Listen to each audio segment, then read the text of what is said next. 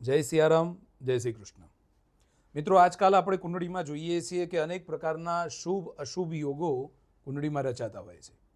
ખાસ કરીને નવગ્રહો આપણી કુંડળીમાં હોય છે, એમાં રાહુ અને કેતુ છાયા ગ્રહો છે.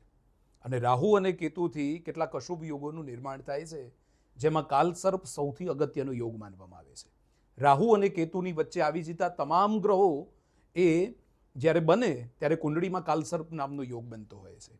કાલસર્પ યોગ જે પણ જાતક મિત્રોને બનતો હોય એ વ્યક્તિને સ્વપ્નમાં નાગ આવવા, ખંડેર જગ્યાઓ દેખાવવી, કબૂતરના માળા જૂના વિખરાઈ ગયેલા હોય એવું લાગવું, ક્યારેક ને ક્યારેક સંતાન યોગ સંબંધિત મુશ્કેલીઓ સર્જાવી, દાંપત્ય જીવનમાં મુશ્કેલીઓ આવી, દેવું દિવસે ને દિવસે વધતું જવું, આ બધા જ કાલસર્પ યોગના વિશેષ કરીને લક્ષણો છે.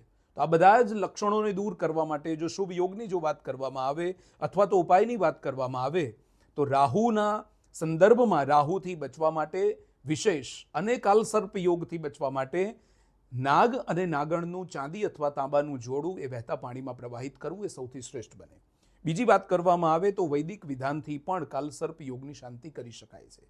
ત્રીજી વાત કરવામાં આવે તો વિશેષ ભગવાન મહાદેવજીની જો ઉપાસના કરવામાં આવે, ભગવાન મહાદેવજીને કાળા તલ જો અર્પણ કરવામાં આવે તો પણ કાલસર્પ યોગનું આપણે નિદાન કરી શકીએ છીએ, કાલસર્પ યોગની શાંતિ કરી શકીએ છીએ. વિશેષ રીતે જો વાત કરવામાં આવે તો ભગવાન મહાદેવજીની અમાસના દિવસે જો ઉપાસના કરશો તો ગમે તેવો કાલસર્પ યોગ બનતો હશે તો પણ કાલસર્પ યોગનું વિધાન એ ખૂબ સારી રીતે થઈ શકશે અને આપના જીવનને આપ ઉન્નત કરી શકશો.